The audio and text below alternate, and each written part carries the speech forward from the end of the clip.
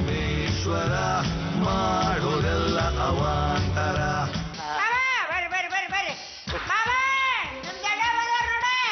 ಓ ಚಂದಮ್ಮ ದೊಡಮ್ಮ ಚೆನ್ನಾಗಿದ್ಯಾ?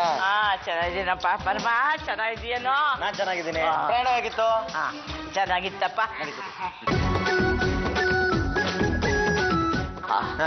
ದೊಡ್ಡಮ್ಮ ಅಂದ್ರೆ ನಂಗೇನಾಗಬೇಕು? ಲೇ ಕತ್ತೆ, ದೊಡ್ಡ ಅತ್ತೆ ಬೇಕಣ. ಅದಕ್ಕೆ ಯಾಕೆ ಖುಷಿ ಪಡ್ತಿದ್ಯಾ? ಮಾಮ ನಂಗೆ ಅತ್ಯಂತರ ಬಾಳ ಮಂದಿ ಆದ್ರೆ ಹೆಣ್ಣು ಕೂಡ ಅತ್ತಿನ ಸಿಗೋಳ್ರೆ. ಲೇ ಇವ್ರಿಗೂ ಒಬ್ಳು ಮಗಳಿದ್ದಾಳೆ. 2 ಕತ್ತೆಗಾಗಷ್ಟು ವಯಸ್ಸಾಗಿದೆ. ಮದುವೆ ಆಗ್ತೀಯ?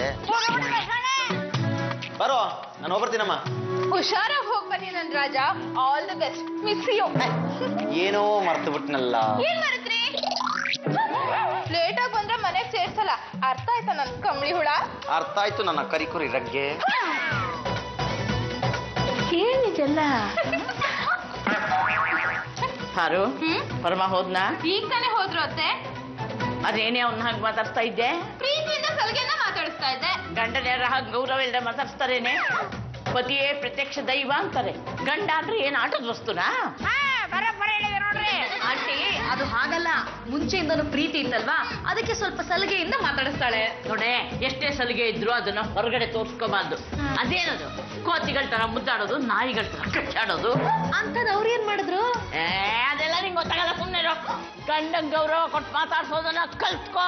ಕೊಡ್ಲಿಲ್ಲ ಅಂದ್ರೆ ಏನ್ರಿ ಮಾಡ್ತೀರಾ? ಏನ್ ಮಾಡ್ತೀನ? ಕೈ ಮುರಿದು ಕೈ ಕೊಟ್ಬಿಡ್ತೀನಿ. ಕೈ ಮುರಿದು ಕೈ ಕೊಡೋ ತನಕ ನಾನು ಸುಮ್ಮನೆ ಇರ್ತೀನ? ಏನೇ ಮಾಡ್ತೀಯಾ?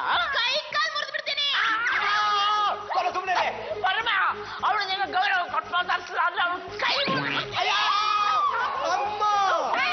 ಪರಮ ಏನಾಯ್ತಾ? ಹೋಯ್ತು ಕೈ. ಇವನು ನನ್ನ ಮಗ, ನನ್ನ ಹಾಲು ಕುಡಿದು ಬೆಳೆದವನು. ದೊಡ್ಡಮ್ಮನವ್ರೆ, ಈಗ ಯಾರು ಬುದ್ಧಿ ಹೇಳ್ಬೇಕು? ಮೊದಲು ಇವಳಿಗೆ ಬುದ್ಧಿ ಕಲ್ಸಿ. ಇವನು ಅವಳು ಕಿವಿ ಹಿಂಡಿ ಅವಳಿಗೆ ಸರಿಯಾಗಿ ಬುದ್ಧಿ ಕಲ್ಸ್ಬೇಕು. ಇಲ್ಲ ಹೆಂಡತಿನ ಮನೆ ಬಿಟ್ಟು ಓಡಿಸ್ಬೇಕು. ಅಕ್ಕ ದೊಡ್ಡಜ್ಜಿ ಬಂದ್ರೆ ಮಾಮಣ್ಣ ಕಮ್ಮಿ ಮಾತಾಡ್ತೆ ಸ್ವಾಮಿ. ಲೇ ಪರಂ, ಏನೋ ಅನ್ಕೊಂಡಿದ್ಯಾ? ಕೊನೆದಾಗ ಹೇಳ್ತಾ ಇದ್ದೀನಿ ಕೇಳು. ನಿನ್ ದೊಡ್ಡಮ್ಮನ ಒದ್ದು ಓಡ್ಸು, ಇಲ್ಲಾಂದ್ರೆ ನಾನು ನಿನ್ನ ಒದ್ದೋಡಿಸ್ತೀನಿ. ಏನೋ ಕಟ್ಕೊಂಡಿದ್ದೀನಿ ಗಂಡ ಅಂತ ಬೀಗ್ತಾ ಇದ್ಯಾ? ಹೋಗಿ ಹೇಳೋಳ್ಗೆ ಕೋಯ್ಸೆ.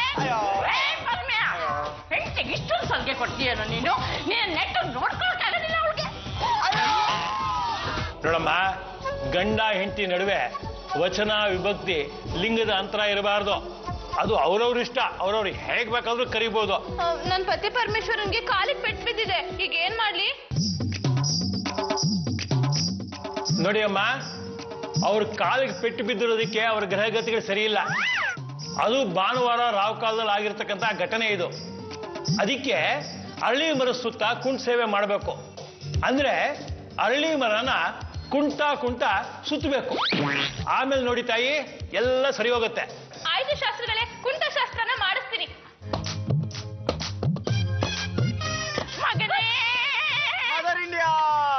ಏನೋ ಇದು? ಕೈ ಮುಟ್ಕೊಂಡು ಕಾಲಲ್ಲಿ ವ್ಯಾಯಾಮ ಮಾಡ್ತಾ ಇದೆಯಲ್ಲೋ? ಕೈ ಮುಖ್ಯ ಕಣೋ, ಅದ್ರಲ್ಲೂ ಬಲಗೈ. ಇದು ತಾಯಿ ಪ್ರೀತಿ ಅಂದ್ರೆ. ನೋಡ, ಈ ಕೈನ ಒಂದ್ 8 ಕಡೆ ತಿರುಗಿಸ್ತೀನಿ, ಎಲ್ಲ ಸರಿ ಹೋಗುತ್ತೆ.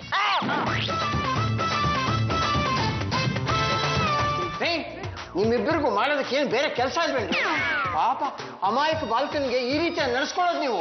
ಡಾಕ್ಟರ್, ಇದ್ರಲ್ಲಿ ನನ್ ತಪ್ಪೇನು ಇಲ್ಲ. ಟಿವಿಲಿ ಶಾಸ್ತ್ರ ಕೇಳಿದ್ವಿ. ಒಬ್ಬ ಶಾಸ್ತ್ರಿಗಳು ಹಳ್ಳಿ ಕಟ್ಟನ ಕುಂಟ ಸುತ್ತಿಸಿ ಎಲ್ಲ ಸರಿ ಹೋಗುತ್ತೆ ಅಂತ ಹೇಳಿದ್ರು. ರೀ, ಇವನ್ಗೆ ಮೊದ್ಲೇ ಕಾಲ್ಗೆ ಹೇರ್ ಲೈನ್ ಕ್ರಾಕ್ ಆಗಿದೆ. ನಡಿಲೇಬಾರ್ದು. ಕುಣಿಸ್ಕೊಂಡು ನಡೆಸಿದ್ರೆ ಇನ್ನೆರಡೇ ರಿಪೇರಿ ಆಗುತ್ತೆ. ಇವ್ರಿಬ್ರಿಂದನೇ ಪರಮನ ಕೈಕಾಲು ಹೋಗಿರೋದು ಅಂತ ಒಂದು ಸರ್ಟಿಫಿಕೇಟ್ ಕೊಡಿ.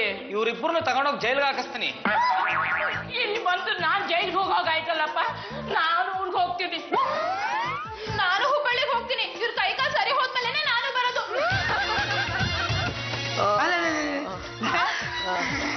ದೀಪ ಎಲ್ಲ ತೊಲಗುದ್ರನಾ? ಇನ್ನು ನೆಮ್ಮದಿಯಾಗಿರ್ತೀನಿ ಕಣ. ಆಯ್ತಾ ಗುಂಡಣ್ಣವ್ರೆ, ನೀವು ಕೊಟ್ಟ ತೀರ್ಮಾನದಿಂದ ಪರಮೇಶ ಎದ್ದು ಕೂತ್ಕೊಂಡ. ಪರಮ ಬರ್ಲೇನಾ? ಗುಂಡು, ನೀವೆಲ್ಲ ಹೋಗ್ತೀರಾ? ಪಾರುನು ಹೋದ್ಲು, ಸುಬ್ಬನು ಅವಳ ಹಿಂದೆ ಹೊರಟೋದ, ದೊಡ್ಡತ್ತೇನು ಹೋದ್ರು, ಪರಮೇಶನು ಕೈಕಾಲು ಮುರ್ಕೊಂಡು ಕೂತಿದ್ದಾನೆ, ಎದ್ದು ಓಡಾಡಕ್ಕಾಗೋದಿಲ್ಲ. ನೀವು ಇಲ್ಲೇ ಇದ್ಬಿಡಿ,